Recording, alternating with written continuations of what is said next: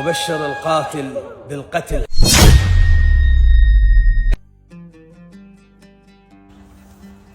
اخ بطني. ها شيخ ايش فيك؟ بطني كريم. ايش فيك يا ستار؟ بعد ما اقدر امشي، لازم ارتاح هنا. خلينا نرجع البيت. لا لا لا لا، مو مرة رجعه. نبقى هنا ارتاح. جيب لي هاي السحفات افرشن خلنا ننام. اخ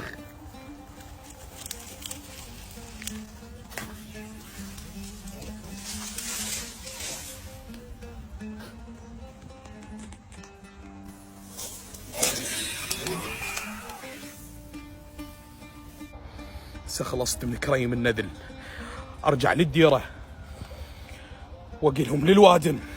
كريم قتل الحرس وانا قتلته، وابري روحي وارد ارجع لك يا حوراء. بوياي بوياي، وين راح كريم؟ انا خايفه عليه من هذا النذل مصطفى.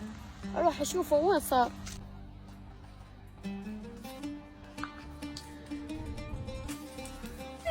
كريم سخان سخني، يما رجلي قتل، يما سخان سخني. كريم سواه بك النذل بعد يا الظل لي. انا مو بنت ابوي اذا ما اخذ بثارك. يا اهل الديره، يا ناس، يا عالم، كل ديرتي واقفه.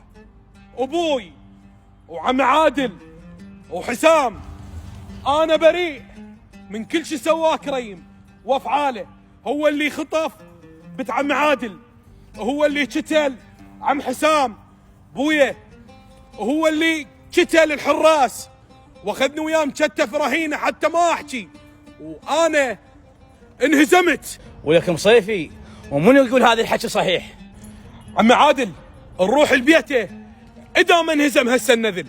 يا هل ديرتي، هذا ابني قدامكم وهل اجى برجله، ايش تردون بيسووا سووا.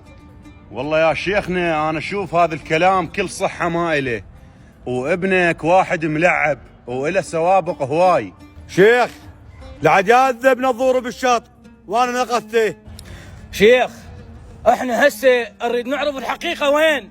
بويه بالنسبه للمنتظر انا بريء عنه. هو كريم خذاه وغرقه، انا مالي شغل، كل اللي سواها كريم وانا بريء منهن. هسه نريد نعرف الحقيقه وين. الحقيقه يمي حويره.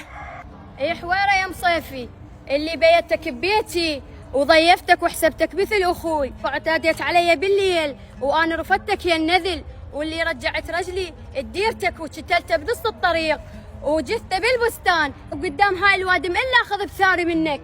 اوه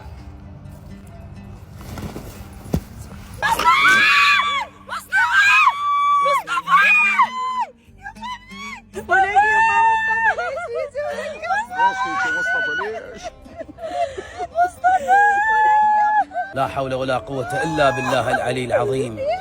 وبشر القاتل بالقتل ولو بعد حين.